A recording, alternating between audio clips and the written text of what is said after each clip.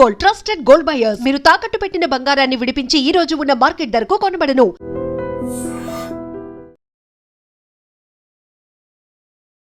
Hello guys, welcome to I dream media. నేను మీ నందు. ఇవాళ మనతో పాటు స్టూడియోలో motivational speaker, language trainer Vijaya Bangaru గారు ఉన్నారు. మరి మేడంతో మాట్లాడి రీసెంట్గా సొసైటీలో మనం చూస్తున్నాం, రకరకాల న్యూస్లు, రకరకాల ఇన్సిడెంట్స్ జరుగుతున్నాయి. ఇవన్నీ చూసినప్పుడు అసలు సొసైటీ ఎటెళ్ళిపోతుంది, చాలా భయాలు, చాలా క్వశ్చన్స్ అందరిలో ఉండిపోయాయి. అలాంటి టాపిక్స్ ఇవాళ మేడంతో మాట్లాడి కొన్ని అయితే డిస్కస్ చేసే ప్రయత్నం చేద్దాం. నమస్తే మేడం. నమస్తే నందు, బాగున్నారా? బాగున్నా మేడం, మీరు ఎలా ఉన్నారు? బాగున్నాను, thank you so much. Madam, ఇప్పుడు రీసెంట్గా జరుగుతున్న ఇష్యూస్లో రోజుకొక వార్త మనం వింటున్నాము. అసలు ఇలాంటివి కూడా జరుగుతాయా అనే ఒక క్వశ్చన్ మార్క్ వస్తుంది అలాంటివి చూసినప్పుడు.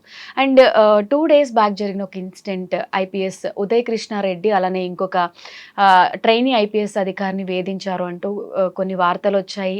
ఆయన సూసైడ్ చేసుకున్నారని చెప్పి నిన్నటి వరకు ఒకటి జరిగింది. ప్రజెంట్ ఆయన హాస్పిటల్లో ఉన్నారు. అసలు ఇటువంటి ఇన్సిడెంట్ చూసినప్పుడు జనాలందరూ కూడా చెప్పాల్సిన పొజిషన్లో ఉన్న వాళ్ళే ఇలాంటి తప్పులు చేస్తుంటే సొసైటీ ఎటు వెళ్ళిపోతుంది అని చెప్పి 2 sides ఆఫ్ వర్షన్ తీసుకుంటే మనం ఈ కేసుని ఎలా చూడొచ్చు? ఆయన ఫస్ట్ అతని గురించి మాట్లాడుకుంటే, అతన్ని ఒక ఇన్స్పిరేషన్ స్టోరీ లాగా ఇతని గురించి కొన్ని సంవత్సరాల కిందట టీవీలో కూడా టెలికాస్ట్ చేశారు. సో అతను అంటే తల్లిదండ్రులు లేకపోయినా కూడా ఒక చిన్న, ఐ థింక్ ప్రకాశం డిస్ట్రిక్ట్ అనుకుంటా, సింగరాయకొండ, అక్కడ వాళ్ళది అసలు సొంతూరు. సో అక్కడ అతను పుట్టి పెరిగాడు.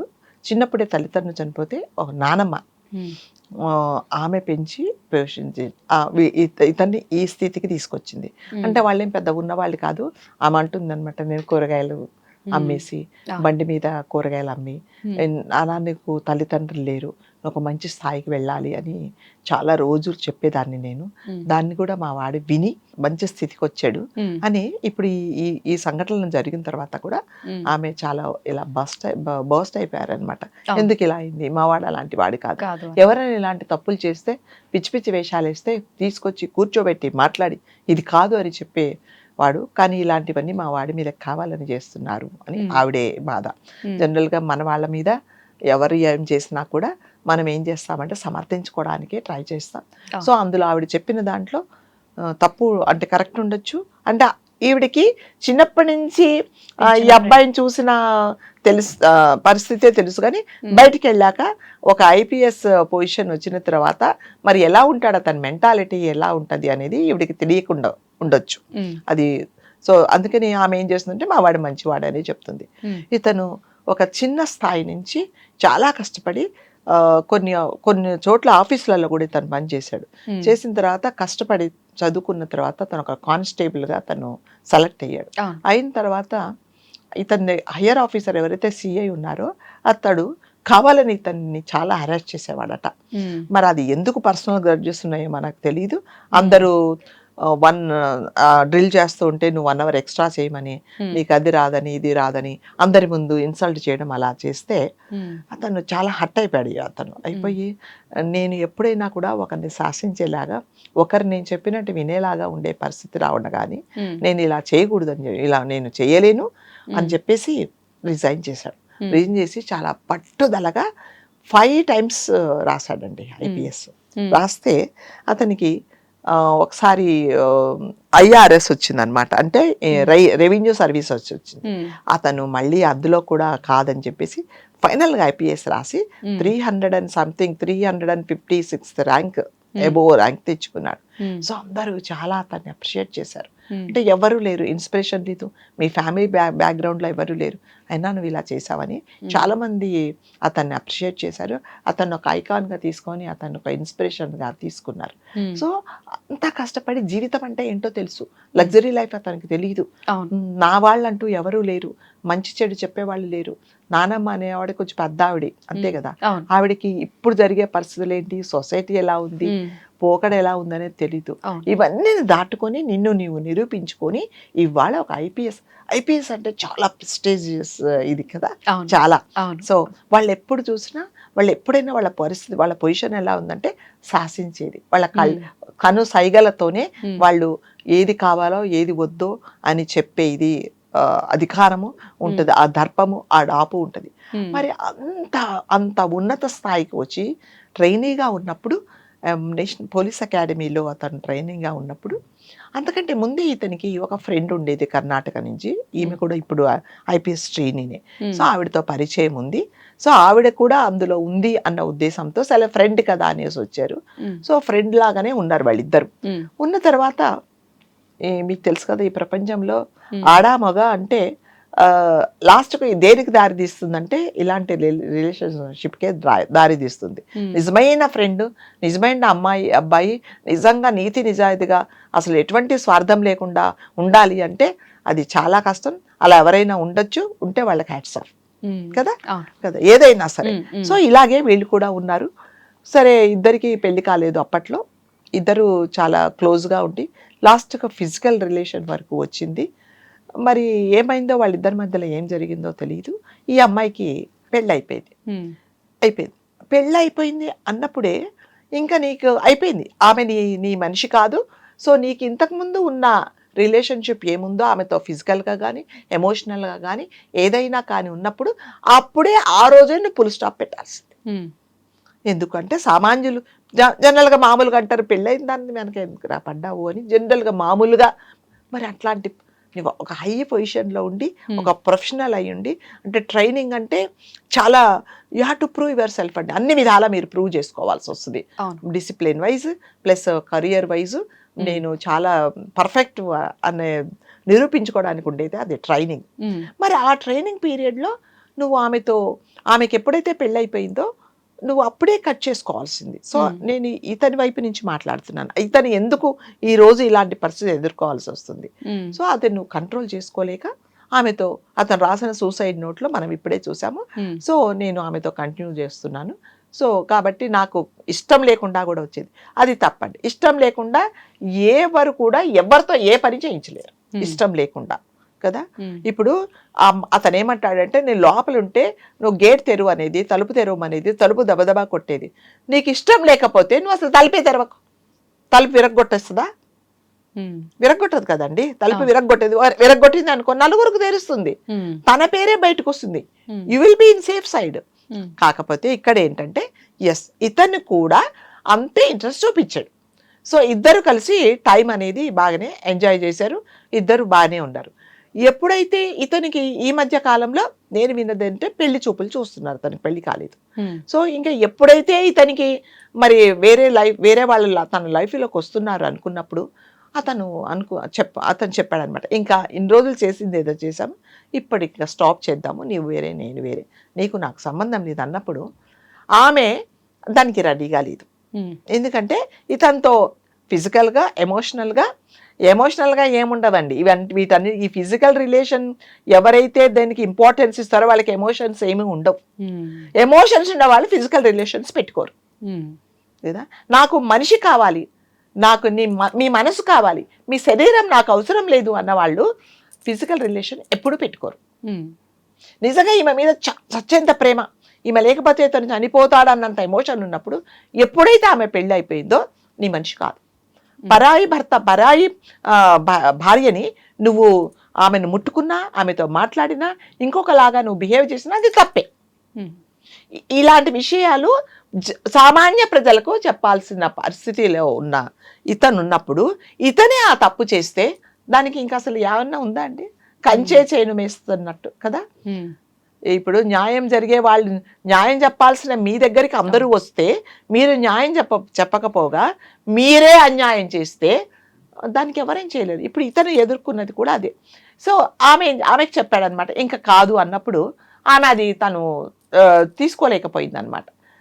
లేదు అలా కాదు ఇలా కాదు, నాకు అతనితో ఇష్టం లేదు అనేసి మళ్ళీ కంటిన్యూ చేసుకుంది. అంటే ఇందులో ఒక 50% మాత్రమే మనం నమ్మాలి, 100% నమ్మడానికి లేదండి. నన్ను లాక్కొని వచ్చేసాడు, నా మీద కత్తులు.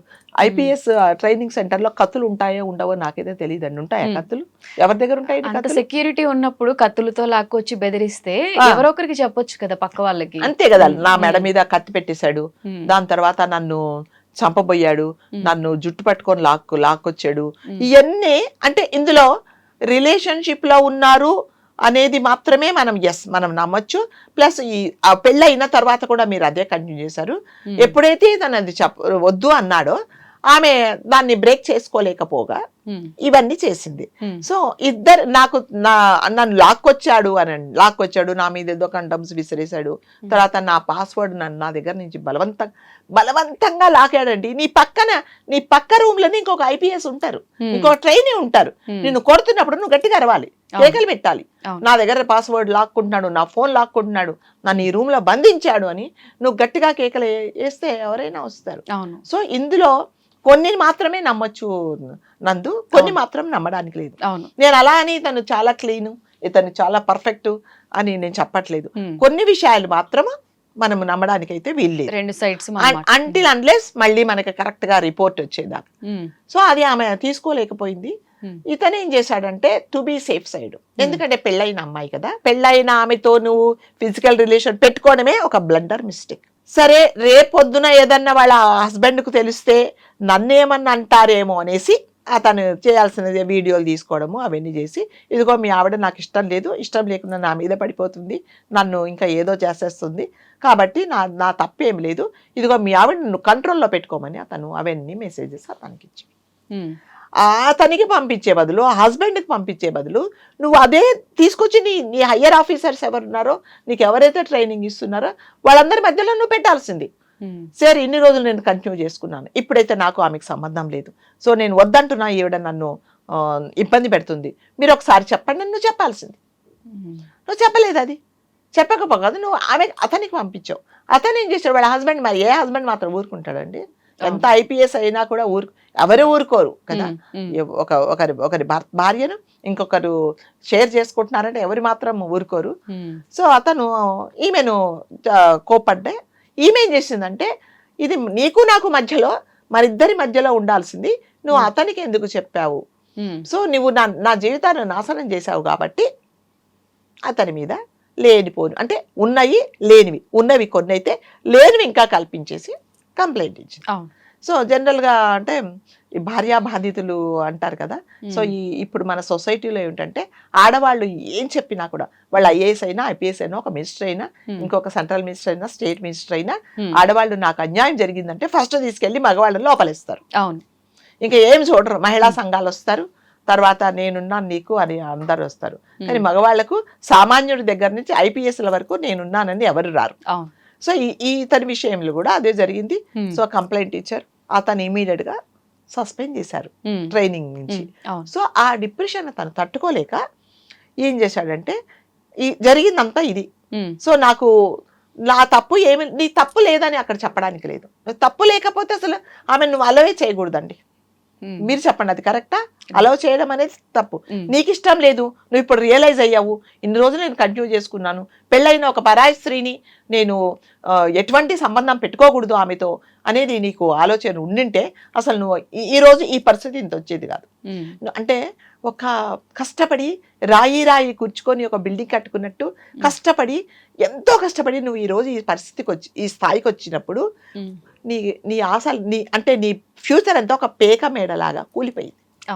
నువ్వు దాన్ని మళ్ళీ నువ్వు బిల్డ్ చేసుకోవాలంటే నువ్వు ఎంత ప్రయత్నాలు చేసి, ఎంత కష్టపడి, ఎంత నిజాయితీగా నువ్వు నిరూపించుకుంటే గానీ మళ్ళీ మీకు ఆ పొజిషన్ రాదు కదా.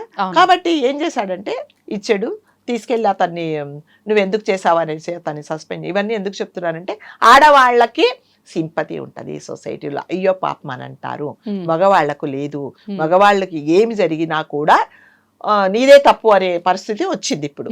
ఆడవాళ్ళు ఏమన్నా చేయనియండి, మనం ఎన్నో చూసాము, చంపడాలు ఇవన్నీ అయినా కూడా వాళ్ళేదే కరెక్ట్. ఏం చేస్తారంటే మళ్ళీ ఒకవేళ ఏదన్నా ఎక్కువ అయింది అనుకోండి, ఇలాగే హరాస్ చేయడము, లేకపోతే జుట్టు పీక్కోవడము, నన్ను ఇదేంటి హరాస్ చేశాడు అదన్న కంప్లైంట్ చేయడం, తీసుకెళ్ళి ఫస్ట్ ఎవరమ్మా పలానాడు తీసుకురా లోపలేసేసి తర్వాత మాట్లాడుకుంటారు వాళ్ళు. సో ఇప్పుడు పాపం ఇతని విషయంలో కూడా పాపం అని కూడా మనం అనకూడదు, ఎందుకంటే ఇతను చేసిన నేను పాయింట్స్ చెప్పిన వైజ్ అయితే ఎమోషన్స్ అనేది నువ్వు కంట్రోల్ చేసుకోలేక రిలేషన్షిప్ ఎవరితో కంటిన్యూ చేయాలి, ఎంతవరకు కంటిన్యూ చేయాలి, ఇప్పుడు ఒకవేళ నా మనిషి కాదు అని అనుకున్నప్పుడు నువ్వు అప్పుడే బ్రేక్ చేయకుండా ఇంతవరకు నువ్వు కంటిన్యూ చేశావు కాబట్టి పాపం అనడానికి వీల్లేదు.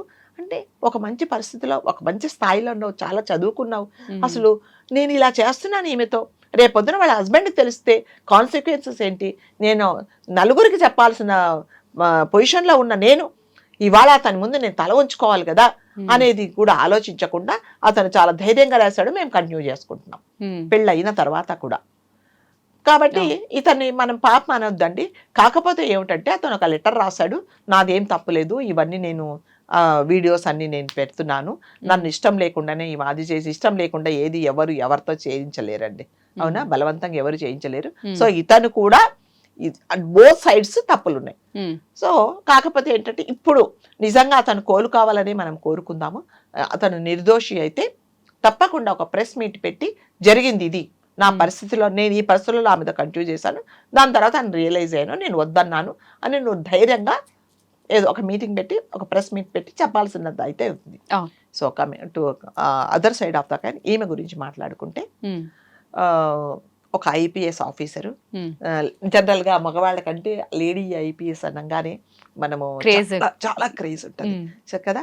నాకైతే చాలా ఇష్టం ఆ పొజిషన్ కదా, ఆ డాపు ఆ దర్పము, వాళ్లకు ఇన్బిల్ట్ లాగా వాళ్ళ యాటిట్యూడ్ చాలా బాగుంటుంది వాళ్ళది.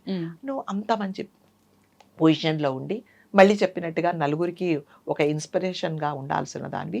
సరే, ఏ పరిస్థితులలో నువ్వు అతనికి దగ్గర అయ్యావో, ఏ పరిస్థితులలో నువ్వు దూరం కావాల్సి వచ్చి వేరే అతన్ని పెళ్లి చేసుకోవాల్సి వచ్చిందో, నువ్వు రియాలిటీ కూడా ఆలోచించుకోకుండా అతన్ని ఇబ్బంది పెట్టావా, లేకపోతే మీ ఇద్దరు కలిసి హ్యాపీగా ఉన్నారో అది సెకండరీ. సో ఇలా నేను కంటిన్యూ చేస్తే రేపొద్దున నా హస్బెండ్కి తెలిస్తే ఏమవుతుంది అనేది ఆలోచించకుండా అనవసరంగా నీ జీవితం నాశనం అయిపోయింది, ఇంకొక తన జీవితం నాశనమైంది.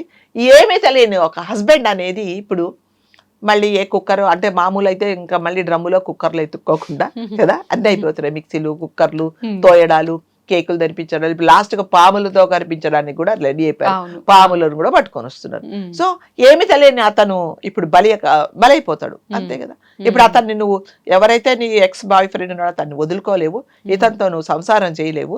లాస్ట్కి ఏమైందంటే ఈ ఐపీఎస్ అనేది లాస్ట్కి నీకు గంగలో పూసినట్టే.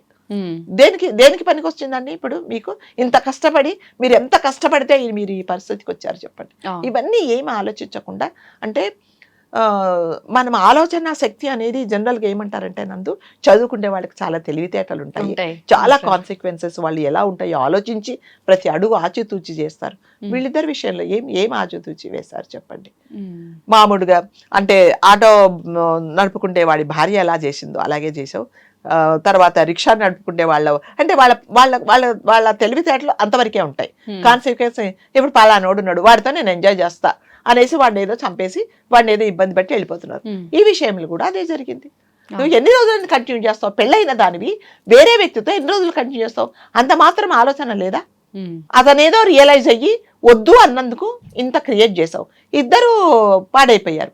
సో దీనివల్ల ఏంటంటే అమ్మా, ఎప్పుడైనా సరే మనం ఏదైనా ఒక పని చేస్తుంటే దీని కాన్సిక్వెన్సెస్ ఎలా ఉంటాయి, నేను దీన్ని ఫేస్ చేయగలనా, అసలు నేను ఎంతవరకు కరెక్ట్ చేస్తున్నాను, ఇది తప్పా కాదా, ఇది సొసైటీ నన్ను ఈ పని చేసినంత హర్షిస్తుందా అనేది ఎవరైనా, అంటే irrespective of gender, irrespective of education qualifications, irrespective of position, ప్రతి ఒక్కరూ ఆలోచించుకోవాలి. ఎగ్జాక్ట్లీ. లేకపోతే ఇలాంటివే జరుగుతాయి. ఇప్పుడు ఏమి తెలియని అమాయకుడైన భర్త ఏం చేయాలి ఇప్పుడు? అంటే అతను పంపించలేదు, అతను బేష్ మా ఆవిడ సంగతి ఏంటో నువ్వు నాకు చూపించావనాలా అని అతను సంతోషపడాలా? ఈమె ఎందుకు ఇలా చేస్తుందని ఆమెను వదిలేయాలా? అతనికి ఏమీ తెలీదు. ఎస్, మళ్ళీ థర్డ్ పాయింట్, ఒకవేళ నీకు నిజంగానే నీకు ఇష్టం లేక పెళ్ళయిందో, లేకపోతే పరిస్థితులకు అనుకూలంగా లేక నువ్వు అతన్ని పెళ్లి చేసుకున్నావా, అతనితో ఫస్ట్ నువ్వు తెగదెంపులు చేసుకో. ఎవరైతే నీ హస్బెండ్ అతనితో నాకు కాదు, నాకు ఆల్రెడీ ఒక అతను ఉన్నాడు, నా బలవంతంగా నన్ను పెళ్లి చేశారని నువ్వు అక్కడ సెటిల్ చేసుకొని ఇతనితో నువ్వు కంటిన్యూ చేసుకోవాల్సింది. అది లేకుండా ఇది లేకుండా ముగ్గురు జీవితాలు పాడైపోయి సొసైటీకి ఏం మెసేజ్ వస్తుందంటే, ఇప్పుడు చదువుకున్న వాళ్ళే పెద్ద పెద్ద కలెక్టర్లే చేశారు, నేనెంత అంటున్నారు కదా. మేమేంటమ్మా, మేము సామాన్యులము, మాకేంటి, పెద్ద పెద్ద కలెక్టర్లు చేస్తే తప్పులు లేవా, మేం చేస్తే వచ్చిందా, నేను నా మొగుడిని చంపితే వచ్చిందా, మరి ఆమె కూడా అది రేపు పొద్దున ఎక్కువైందంటే మరి ఆమె కూడా చేసేది అదే కదా. కాబట్టి ఇప్పుడు మనం అంటే ఓవరాల్గా చెప్పబోయేది ఏంటంటే అమ్మా, ఎప్పుడైనా సరే మనము ఒక మంచి పొజిషన్లో ఉన్నప్పుడు, చదువు సంస్కారం ఉన్నప్పుడు, మనము వేరే వాళ్ళకు మెసేజ్ ఇచ్చేలాగా మనం చూసి ఒకరు ఇన్స్పైర్ అయ్యేలాగా చేయాలి తప్ప ఇలాంటి పనులు చేస్తే ఐపీఎస్ స్థాయికి ఒక మచ్చ తెచ్చినట్టు. నాకు తెలిసి ఈ చరిత్రలో ఎవరు అలా చేయలేదు. కాకపోతే ఏంటంటే ఎస్ ఆఫ్ ది స్క్రీన్ ఎన్నో ఉండొచ్చు, ఎన్నో రిలేషన్స్ ఉండొచ్చు, ఎంతో ఫ్రెండ్షిప్ ఉండొచ్చు. ఇలా పబ్లిక్ వచ్చేసి అతను అది డిప్రెషన్ తట్టుకోలేక అతను అంటే జనరల్ గా ఏదో తాగాడని ఎక్కువ తాగేసి అతని ప్రాణం మీదకి తెచ్చుకొని నువ్వు ఏం ప్రూవ్ చేసుకోకుండా చనిపోయావు అంటే ఎవరికి నష్టం? నీ జీవితాన్ని నువ్వే బలి తీసుకున్నావు కదా, మార్క్ ఉండిపోతుంది కదా. మళ్ళీ చెప్తున్నా, నువ్వు ప్రూవ్ చేసుకో. ఇప్పుడు నీ దగ్గర యూ హ్యావ్ ఆల్ ఎవిడెన్సెస్ కదా, అన్నీ ఉన్నాయి, అన్ని సాక్ష్యాలు ఉన్నాయి. ప్రెస్ మీట్ పెట్టు, ఇదిగో ఇది తప్పు. ఒకటే తప్పు ఏంటంటే నేను ఆమెతో కంటిన్యూ చేశాను, రియలైజ్ అయ్యి వద్దన్న తర్వాత కూడా నన్ను అరెస్ట్ చేసిందని చెప్పాల్సింది. అప్పుడు ఎవరు మిమ్మల్ని సరే ఇతను ఏదో ఫేస్ చేశాడు, తప్పు చేశాడు, రియలైజ్ అయ్యాడని అనుకుంటారు. నువ్వు ఇవాళ సూసైడ్ చేసుకుంటాను అని పెద్ద పెద్ద లెటర్ రాస్తే ప్రతి ఒక్కరు దాన్ని ఈ ఐపీఎస్ ఆఫీసరా ఇతని కాదా అని అందరు అడుగుతున్నారు. సింపతి గేమ్ అంటున్నారు, సూసైడ్ చేసుకోలేదు, యాక్టింగ్ అని అంటారు. ఎక్కువ తాగేశాడు, అసలు ఏది తాగలేదు. అతన్ని స్టమక్ క్లీన్ చేసినప్పుడు ఎటువంటి విషయం కానీ వేరే ఏదో తీసుకున్నట్టు ఓవర్ డోస్ ఆల్కహాల్ తీసుకున్నందుకు ఇతను అన్కాన్షియస్ అయిపోయాడు అని చెప్తున్నారే తప్ప ఈ విషయంలో ఎవరు అయ్యో పాపం అన్నారు. కాబట్టి ఎవరైనా సరే ఏ రిలేషన్షిప్ అయినా అమ్మా ఎవరితో నన్ను కంటిన్యూ చేసుకోవాలి, ఒక భార్య కానీ భర్త కానీ పెళ్లి చేసుకున్న వాళ్ళు ఉన్నప్పుడు first of all me first సంబంధాన్ని తెగదించుకోండి, అఫీషియల్ గా విడిపోండి. ఎస్, తర్వాత మీకు నచ్చిన వాడు మీకు స్వర్గం చూపిస్తాడో నరకం చూపిస్తాడో, తీసుకెళ్లి గొంతు పిసికి ఎక్కడ పారేస్తాడో, లేకపోతే మిమ్మల్ని 10 మందికి అమ్ముతాడో, అది మీరు ఎంచుకున్న దారి కదా. అది మీరు మీ చాయిస్, మీరు ఫేస్ చేసుకోండి. కానీ ఏమీ తెలియకుండా ఉండే వాళ్ళని మాత్రం మీరు దయచేసి బలి చేయకండి. మీ అంటే ఎంతో బంగారు భవిష్యత్తు ఉండాల్సిన వాళ్ళు ఇవాళ అందరి ముందు, అంటే తెలిసిన వాళ్ళు తెలియని వాళ్ళు చదువు రాని వాళ్ళు ప్రతి ఒక్కడు మీ గురించి ఇంత నీచంగా మాట్లాడుతున్నారంటే అది మీరు చేసిన తప్పే. కాబట్టి ప్రతి ఒక్కరు కూడా మనం ఏ పని చేసినామా ఆలోచించుకోవాలి. ఫస్ట్ ఆఫ్ ఆల్ నేను ఈ పని చేస్తున్నా, నందుతో ఇలా మాట్లాడుతున్నాను, ఇది కరెక్టా, నేను ఎందుకు మాట్లాడాలి, ఇది అవసరమా అనేది నాకు తెలియాలి ఫస్ట్ ఆఫ్ ఆల్. అంతే కదా, లేకపోతే ఏమవుతుంది ఇలాంటివే అవుతుంది. ఇప్పుడు ఎలా ఉంటున్నారంటే నందు, ఏమైనా సరే కాన్సిక్వెన్సెస్ ఎవరు ఆలోచించట్లేదు. నాకు ఇప్పుడు నచ్చింది, నేను ఇప్పుడు చేసేస్తా అంతే. తర్వాత జైలుకి వెళ్తానా, లేకపోతే నన్ను ఉరిదీస్తారా, అందరు రాళ్ళు పెట్టి కొడతారా అనేది ఎవరు ఆలోచించట్లే. నాకు కావాలి, నేను ఇప్పుడు నాకు ఇష్టము, నేను చేస్తా అంతే. నాకు ఇప్పుడు మిమ్మల్ని చూడడం ఇష్టం లేదు, మీరు నాకు అసలు కనిపించకూడదు, అప్పుడేం చేయాలి? నేను పక్కకి వెళ్ళాలనుకోవట్లేదు, మిమ్మల్ని నా దగ్గర లేకుండా చేయాలి అంటే ఏదో ఒకటి చేసేయాలి. దాని తర్వాత ఏంటి అనేది వారు ఆలోచించట్లేదు. సో ప్రతి ఒక్కరు ఆలోచించుకోవాల్సింది ఏంటంటే ఏది చేసినా దాని కాన్సిక్వెన్సెస్ ఏంటి అనేది తప్పకుండా ఆలోచించుకోవాలి. లేకపోతే మళ్ళీ ఇలాగే బ్లేమ్ చేస్తారు. ఇప్పుడు ఎలా ఉందంటే సొసైటీ ఒక తప్పు చేసిందంటే దానికి 10 జోడించి అందుకేనే ఇలా చేసింది అలా చేసింది అంటారు. సో అవన్నీ మనము తప్పించుకోవాలి అంటే we should be very sincere, we should be very conscious గా ఉండాలి మనం కూడా. సో దీని కాన్సిక్వెన్సెస్ ఏంటి మళ్ళీ ఎందుకు చెప్తున్నానంటే దాని గురించి మీరు ఆలోచించి అప్పుడు ఫర్దర్ గా మీరు ప్రొసీడ్ అవ్వండి.